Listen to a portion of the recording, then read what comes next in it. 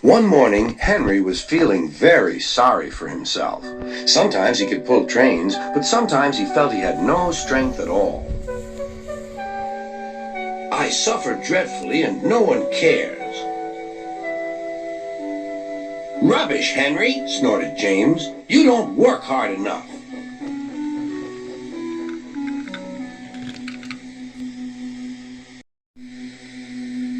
Sir Topham Hatt spoke to him too. What's wrong with you, Henry? You have had lots of new parts and new paint, too, but they've done you no good. If we can't make you better, we must get another engine instead of you to do the work.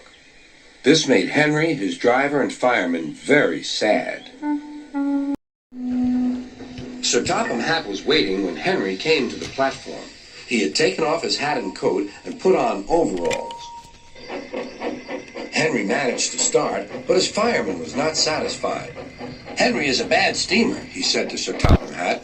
I build up his fire, but it doesn't give enough heat.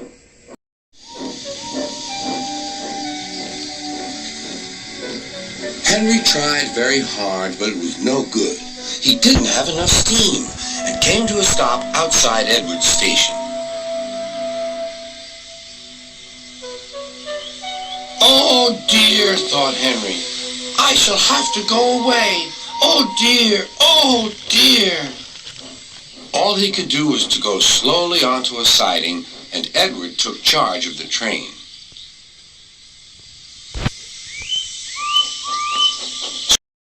What do you think is wrong, fireman? Asked Sir Topham Hatt.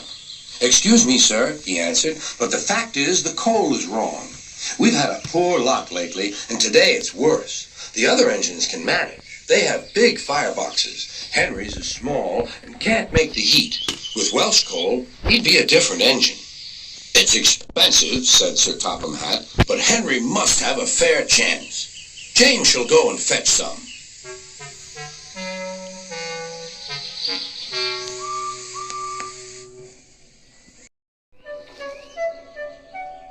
When the Welsh coal came, Henry's driver and fireman were excited. Now we'll show them, Henry, old fellow. They carefully made his fire, putting large lumps of coal like a wall round the outside. Then the glowing middle part was covered with smaller lumps. You're spoiling my fire, complained Henry. Wait and see, said the fireman. We'll have a roaring fire just when we want it. The fireman was right. When Henry reached the platform, the water was boiling nicely, and he had to let off steam. How are you, Henry? Beep, beep, beep. I feel fine. Have you a good fire, driver? Never better, sir, and plenty of steam. No record breaking, warned Sir Topham Hatt. Don't push him too hard. Henry won't need pushing, sir. I'll have to hold him back.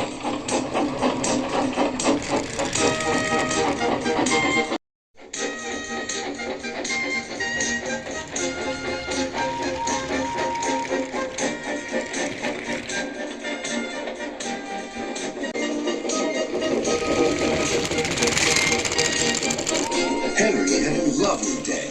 He had never felt so well in his life. He wanted to go fast, but his driver wouldn't let him. Steady, old fellow, he would say. There's plenty of time. Early at the station, Thomas puffed in. Where have you been, lazy bones? Asked Henry. Oh, I can't wait for dawdling tank engines like you. Goodbye. Woo! Said Thomas to the coaches. Have you ever seen anything like it? Both Annie and Clarabelle agreed that they never had.